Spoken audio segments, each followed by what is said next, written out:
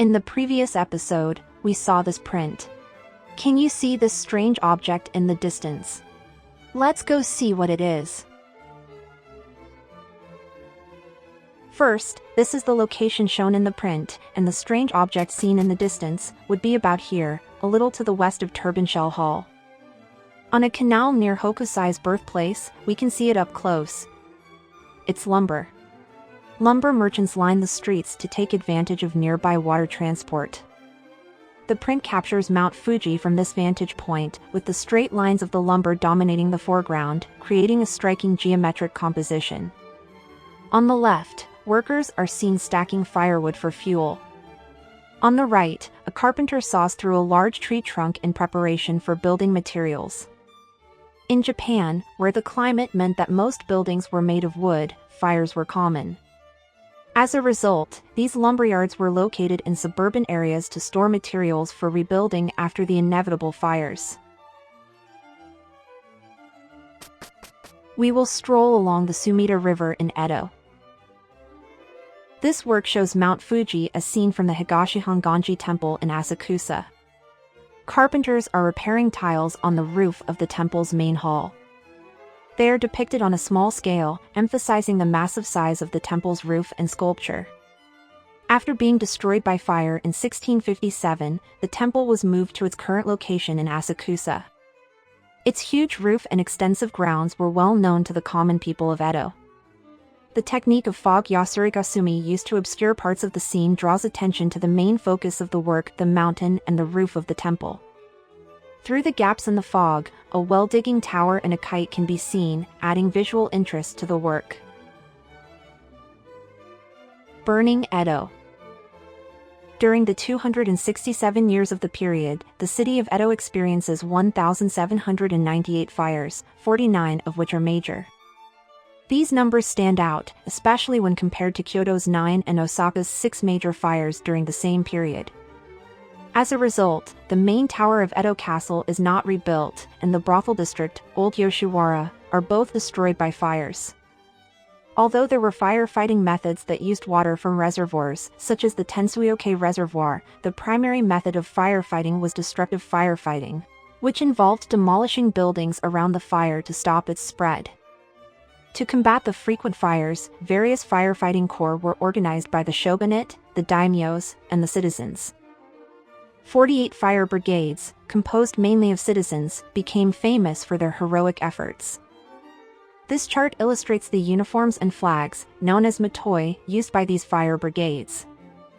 Positioned on the front lines of a fire, firefighters would climb onto rooftops and raise these flags, which provided critical information such as the origin of the fire and the direction of the wind. Because of the extreme danger, the role of flag bearer was a prestigious position reserved for the elite within the brigade. Many carpenters became firefighters because the job involved working at heights and demolishing buildings, tasks they were already familiar with. Here we can also see the connections to Edo's demographic imbalance, with 2/3 of the population being male. Firefighters and carpenters were in high demand to prevent fires and rebuild houses, making these professions prestigious and cool jobs. The influx of men seeking these jobs in Edo contributed to the population of unmarried men. The population imbalance was also linked to the occurrence of fires. Fires were often thought to be caused by men living alone who smoked in bed, and acts of arson fueled by jealousy between men and women. Arsonists were severely punished, usually burned at the stake, and their families relegated to the status of outcasts, a grim fate that affected everyone associated with the crime.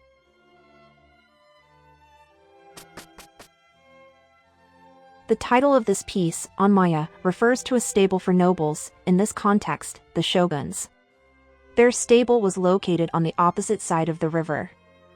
On the left is the Ryōgoku Bridge. After the Sengoku period, Edo flourished under the reign of the shogun, Tokugawa Ieyasu, but the number of bridges was limited for defensive reasons. As a result, many ferries were used to cross the Sumida River, with more than 20 ferry stations operating at the height of the period. A woman on the left is washing clothes on the boat. It is a bit late for washing, and she does not seem motivated to do it. On the ferry, there are various people who have finished their day's work, including a street vendor with buckets and a carrying pole, a master holding a cane for the blind, and a samurai with swords. The samurai and the boatman see Mount Fuji in the distance. Hokusai designed the painting so that the viewer could see the scenery from the same perspective as the figures. This site marks the intersection of the Sumida River and a canal built by order of the shogun, Tokugawa Ieyasu. The canal flows into the Sumida River with the iconic Mannen Bridge arching over it. To prevent flooding, stones were piled high along the riverbanks and the bridge, with its impressive arch, was built on top. Due to its height, the majestic view of Mount Fuji is seen in the distance below the bridge. On the other side of the Sumida River was the samurai residential area, where the wives and children of the daimyos who came to Edo from all over Japan lived in grand mansions. The area in front of the bridge was the home of the commoners. It is believed that Hokusai lived in this area for some time, which must have inspired his famous 36 Views of Mount Fuji.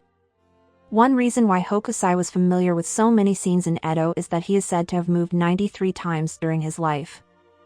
In the 1836 publication of Koeki Shoka Jinmeiroku, a directory of notable people in various fields, Hokusai is listed as having no fixed address. The concept of privacy, of course, did not exist. The novelist Takizawa Bakin, a contemporary and collaborator who commissioned illustrations for his novels, once remarked that no one changed his address or name as often as Hokusai. Bakin's statement is reliable given their professional relationship. It's said that Hokusai was so engrossed in his work that his living quarters became too cluttered, prompting him to move when the mess became too overwhelming. Although the exact number of moves is unconfirmed, and 93 may seem high, various records suggest that he moved at least 20 times. Although now reclaimed, this area once consisted of small islands floating in Edo Bay. The title of this piece refers to Buyō, another name for Edo, but with a Chinese twist. It does not refer to the province, but to the city. Other twisted aliases for Edo used in the series include Todo and Kodo, which may have been a chic way of calling it at the time. Mount Fuji is seen from the mouth of the Sumida River, with a busy scene of cargo ships and fishing boats moving around the islands. The island on the left is Ashikuojima Island, a forested island where a work camp for the rehabilitation of petty criminals was located. On the right is Tsukudajima Island, a fishing village known for its ice fish, which were fished from fall to winter. It is famous for the production of tsukudani, a preserved food made by boiling small fish such as ice fish, shrimps, shellfish, and kelp in a mixture of soy sauce, sugar, and mirin. Samurai from the other provinces would buy it as a souvenir.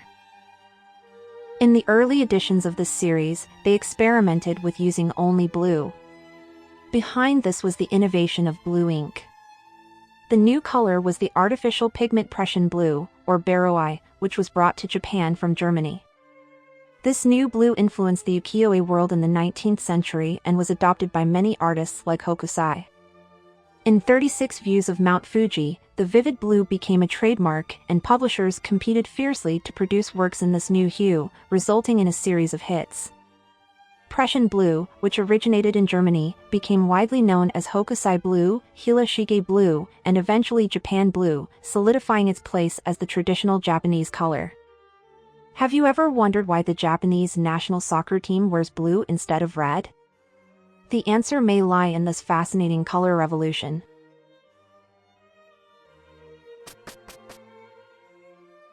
This print shows Nihonbashi, the economic center of the time. Widely recognized as the bustling landmark of Edo, this place was home to fish markets, merchants' shops, and warehouses lining the riverbanks where goods from all over Japan were stored. Hokusai used Western painting techniques, especially single-point perspective, to depict the warehouse district. This gave the painting a striking three-dimensional quality that stunned viewers at the time. In the background, Mount Fuji and Edo Castle rise. These towers probably represent the turrets around the Sakuradamon Gate.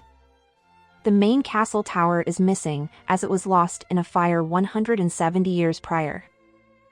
At the bottom, Hokusai depicts only a small portion of Nihonbashi and the crowds that should be the main subject. This deliberate departure from traditional composition underscores his quest for originality. Interestingly, he had painted this place some 30 years earlier, and much like the Great Wave, he returned to the scene repeatedly, experimenting with different techniques and revealing his relentless curiosity and dedication to his craft. This scene depicts Mitsui Echigoya, a famous kimono shop located about 200 meters from Nihonbashi in downtown Edo. Hokusai captured the workers on the roof with Mount Fuji in the background. The shop was destroyed by fire in 1829, just before the print was made. Hokusai may have been inspired by watching the tilemakers rebuild. In those days, most business was done on credit, with the risk of default.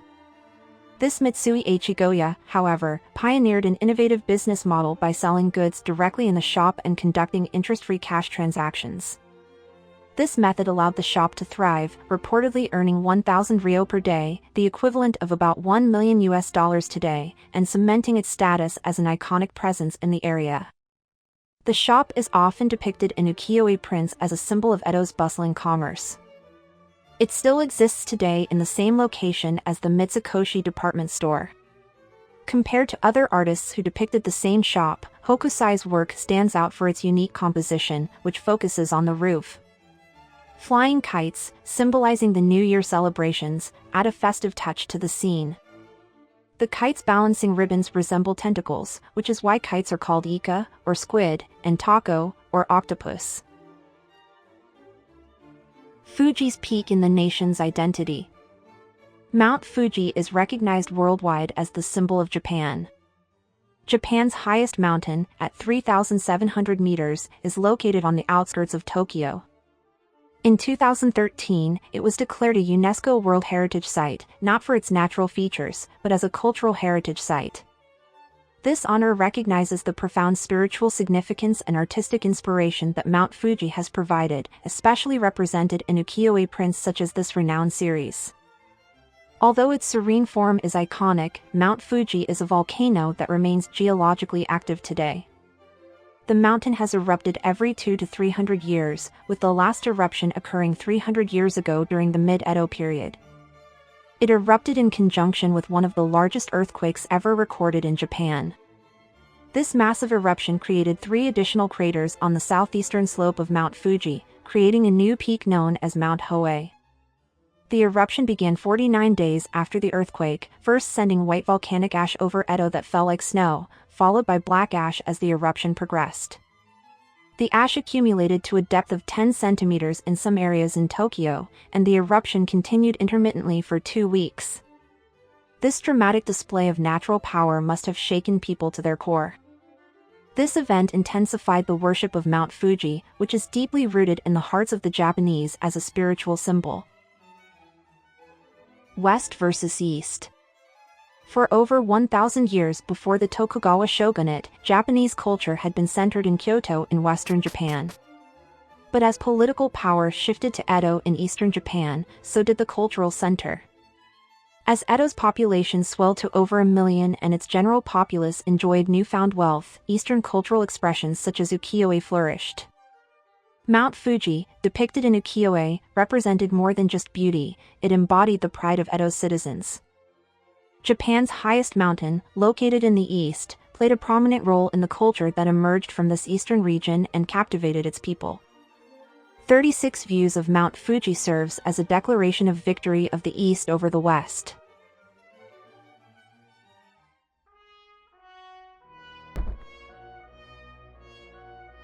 Help motivate us to make more videos by liking and subscribing. Thank you for watching!